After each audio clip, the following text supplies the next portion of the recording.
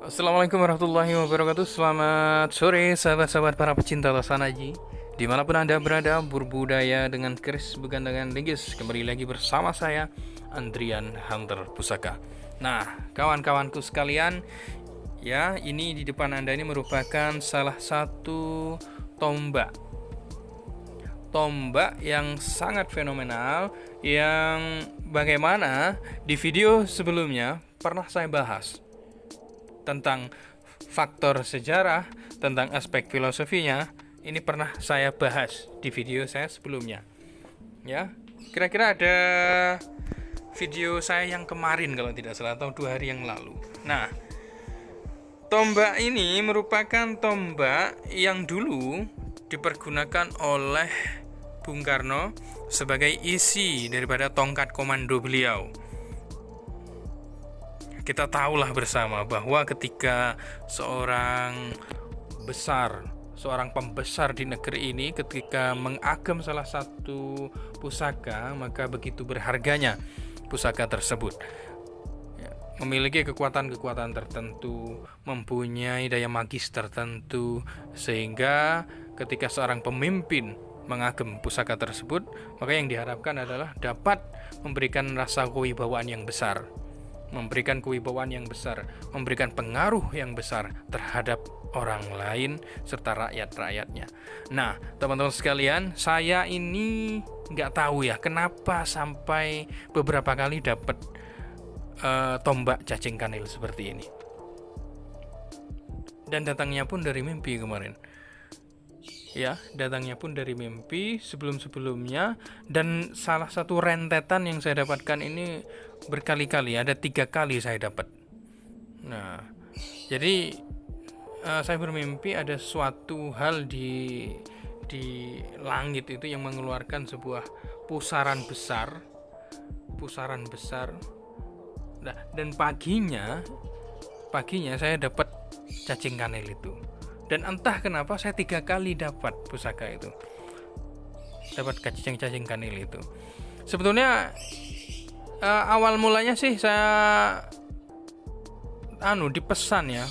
Ada seorang yang memesan cacing kanil tersebut, lalu kebawa pada sebuah irama ambisi. Oh, saya ini harus dapat cacing kanil ini gitu. Nggak tahu kenapa kok kebawa mimpi lalu saya dapat gitu. Itu beruntun sampai 3 kali. Yang satunya termahar, yang ini baru dapat juga ini. Yang ini saya rasa ini lebih spesial, teman-teman. Karena kenapa saya katakan lebih spesial? Karena dalam riwayat ini yang mengagem itu seorang petinggi dalam daerah kekuasaan pada Kadipaten Kediri dulunya. Ini jadi seorang bupati yang tertua dulu, konon seperti itu. Jadi masih ada istilahnya rentetan pinutur atau tutur kata atau cerita tutur dari riwayat yang mengagem terakhir ini. Ini merupakan cacing kanil. Nah, seperti apa bentuknya? Coba akan langsung saya buka, teman-teman. Nah, kalau melihat pada ini ya, pada lubang tutup warangkanya, saya kira ini masih original. Sebetulnya warangka originalnya seperti ini, teman-teman. Tongkat komando itu karena yang memegang adalah Presiden Soekarno, ya. Jadi dimodifikasi lah, ditaruh di tongkat komando. Itu awal mula kesan daripada cacing kanil itu kenapa harus di tongkat komando, itu yang pertama kali mencetus yaitu Presiden Bung Karno itu. Namun sebetulnya warangka yang sebetulnya seperti ini, seperti tombak, teman-teman, karena memang fungsi daripada cacing kanil itu adalah tombak dan lebih kepada tayuhan, bukan pada ageman. Kalau tayuhan itu lebih diambil pada sisi esoterisnya, pada sisi mitologi mistiknya. Kalau pada ageman itu sebagai senjata utama untuk berperang. Begitu, teman. Jadi lebih pada daya magis atau esoteri atau tayuhan. Ya, coba langsung saya buka, teman-teman, seperti apa bentuknya. Bismillahirrahmanirrahim. Jadi ini sudah diwarangi tapi warangan lama ini teman-teman. Ya, bismillahirrahmanirrahim. Nah, looknya ada 7 teman-teman. Jadi relatif sama ya dengan Jating Kanil lainnya. Looknya ada 7. Ya, looknya ada 7.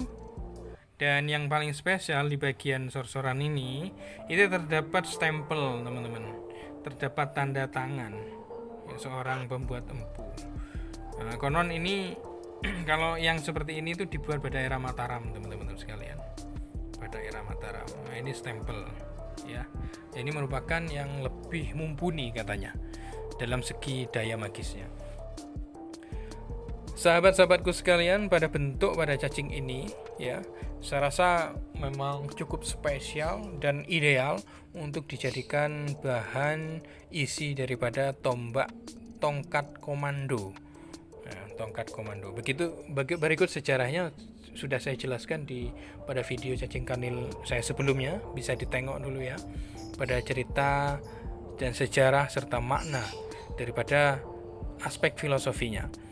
Nah, saya akan menjelaskan perihal tentang kegunaan serta makna ya daripada tombak Cacing Kanil ini. Jadi teman-teman sekalian, memang sejatinya Cacing Kanil ini merupakan pusaka untuk bagaimana si pemiliknya memberikan aura positif dalam hal kewibawaan, keperkasaan serta pengaruh pada rakyatnya. Jadi intinya pada sebuah kewibawaan, kebijaksanaan, sehingga aura-aura kepemimpinan itu timbul, menjadi disegani dan lain sebagainya terhadap pada pengagem tombak Cacing Kanil ini. Saya rasa sangat ideal ketika nanti dibuatkan sebuah tongkat komando. Sangat bagus sekali teman-teman sekalian. Apalagi yang ini merupakan asli Mataram ya. Jadi terdapat stempel pada bagian wilahnya. Dan uniknya lagi, pada bagian wilah ini terdapat pamor teman-teman, yaitu pamor singkir boyo atau penyingkir bahaya. Jadi sebagai perisai pelindung juga ya secara gaib. Terima kasih teman-teman sekalian yang sudah menyimak, mudah-mudahan bermanfaat sebagai referensi ilmu pertosan Ajian di Nuswantoro ini. Terima kasih. Wassalamualaikum warahmatullahi wabarakatuh. Salam budaya merdeka.